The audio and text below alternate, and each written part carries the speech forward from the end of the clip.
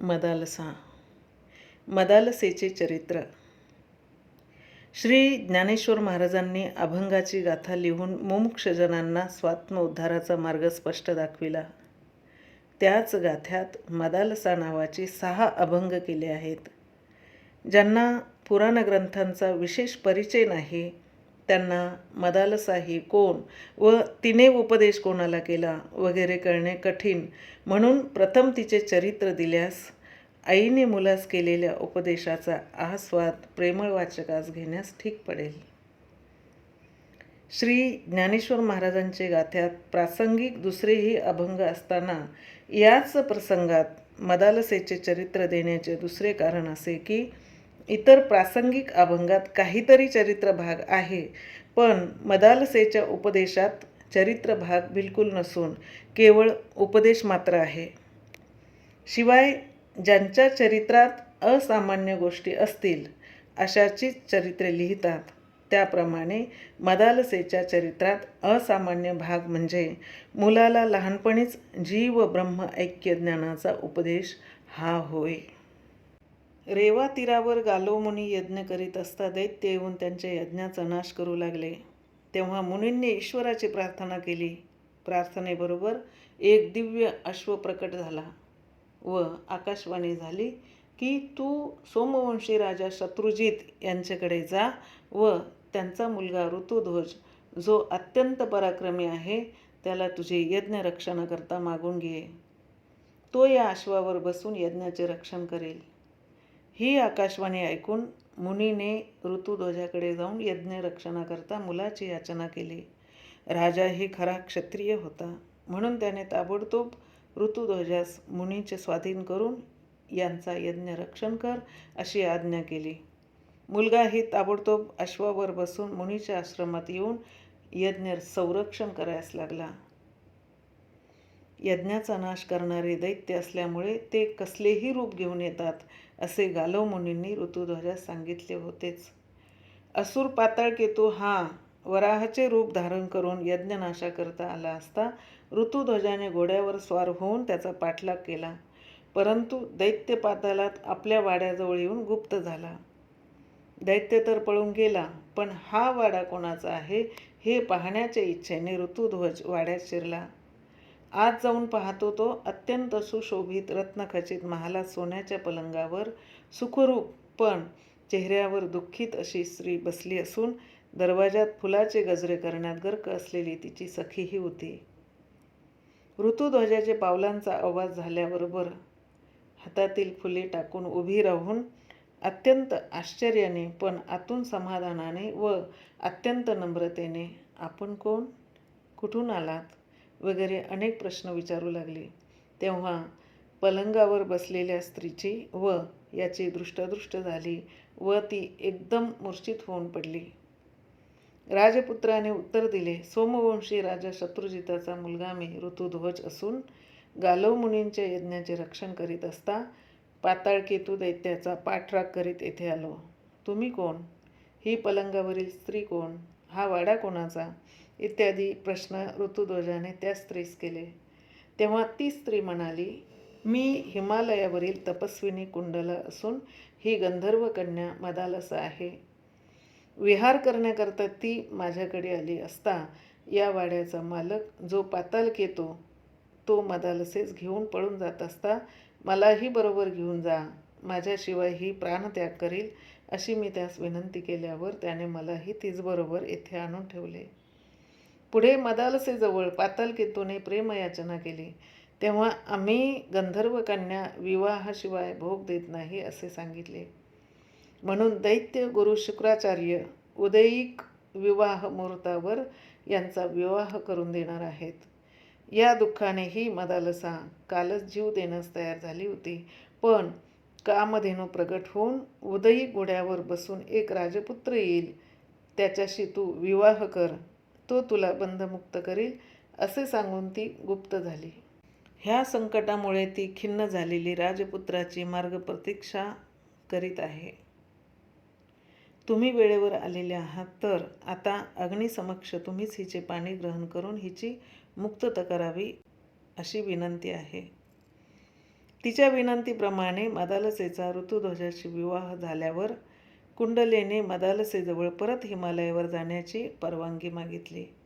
कुंडलेस मदालसेने दुःखित अंतःकरणाने निरोप दिल्यावर ऋतुध्वजासह ती दोघे गालव मुनीच्या आश्रमाकडे जाण्यास निघाली. तोच वाटेत पातालकेतू आडवा येऊन, चोरा, दुसऱ्याच्या वाड्यातून नकळत परस्त्रीचे हरण करतोस होय, असे म्हणून एकदम लढाईस सुरुवात केली. पूर्वीच्या लढाईत पातालकेतूस फक्त स्वसंरक्षणच करायचे असल्याने पळून जाता आले, पण या खेपेस त्याला मदालसेस परत मिळवायची असल्यामुळे स्त्री या विषयांनी अंध झालेल्या पातालकेतूस ऋतुध्वजाचे पराक्रमामुळे प्राणास मुकावे लागले. नंतर रेवा तीरावर उभे त्यांनी गालव मुनीचे दर्शन घेऊन झालेली हकीकत सांगितली. ती ऐकून ऋषीस आनंद झाला व विजयी भव असा आशीर्वाद देऊन, मी तुला ज्याकरता इथे आणले होते ते काम झाले, तेव्हा आता आपले पित्याचे म्हणजे शत्रुजित यांचे दर्शनास जावे असे सांगितले.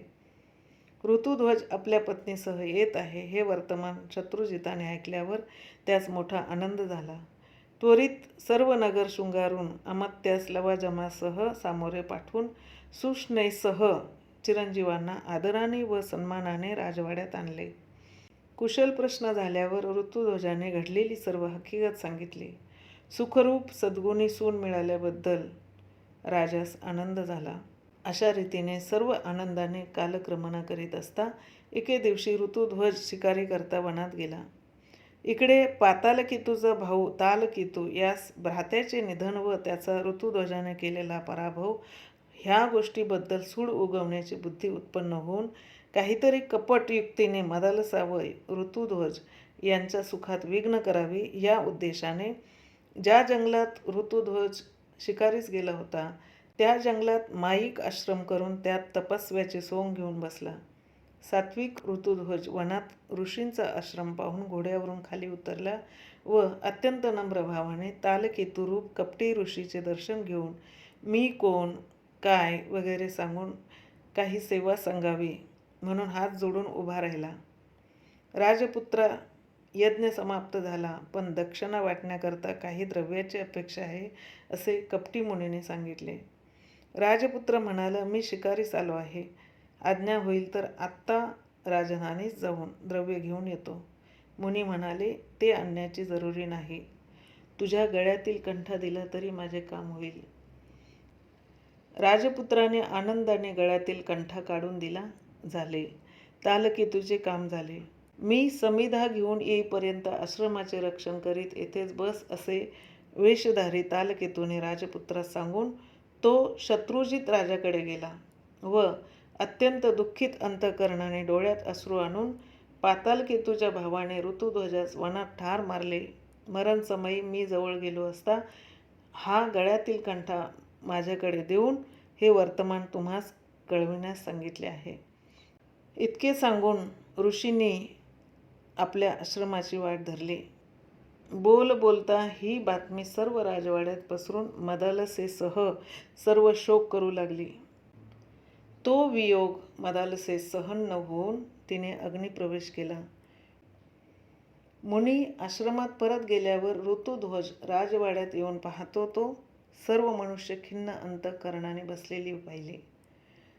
मुलगा आलेला पाहिल्याबरोबर शत्रुजितास अत्यानंद झाला, पण दुसरेच क्षणी मदालसेच्या अग्निप्रवेशाची आठवण होऊन दुःख झाले. झालेली हकीकत पुत्रास सांगितल्यावर हे तालकेतूचेच कृत्य असे समजले, पण उपयोग काय? असे उभयता पितापुत्र मदालसेच्या वियोगाचे दुःख कंठीत असता दोन नागपुत्राचे व ऋतुध्वजाचे सख्य जमले. तुम्ही असे दुःखी का? असे नागपुत्रांनी विचारल्यावरून ऋतुध्वजाने मदालसेबद्दल घडलेली सांदेत हकीकत सांगितली व पत्नीच्या ऋणातून मुक्त होण्यासाठी मी पुन्हा विवाह करणार नाही असे सांगितले. मित्राची हकीकत ऐकून नागपुत्रास वाईट वाटले व शक्य तेवढा या दुःखाचा आम्ही परिहार करू असे सांगून ही हकीकत आपला पिता नागराज कंबल यास निवेदन करून आमच्या मित्राचे दुःख निवारण करावे अशी प्रार्थना केली. नागराजाने शंकराची आराधना करून मदालसा परत पूर्व संस्कारासह मिळावी अशी विनंती केली. प्रसाद देऊन तथास्तु म्हणून भगवान शंकर अदृश्य झाले. तो प्रसाद नागराजाने आपल्या स्त्रीस दिल्याबरोबर नाकातून श्वासाबरोबर तेजस्वी मदालसा पूर्वसंस्काराने प्रकट झाली व माझे पती मला सोडून गेले, मला अग्निप्रवेश करू द्या असे म्हणू लागले. नागराजाने ऋतुध्वजास बोलावणे पाठवून मदालसेस त्याचे स्वाधीन केले. शंकर प्रसादाने मदालसा अत्यंत तेजस्वी व ज्ञानसंपन्न पाहून राजा शत्रुजितास आनंद झाला. मुलाने झालेली सर्व हकीकत राजास निवेदन केले. मुलाच्या ठिकाणी असलेला पराक्रम व प्रजा वात्सल्य पाहून ऋतुध्वजास राजाभिषेक करून आत्मकल्याणाकरता राजा वनात निघून गेला.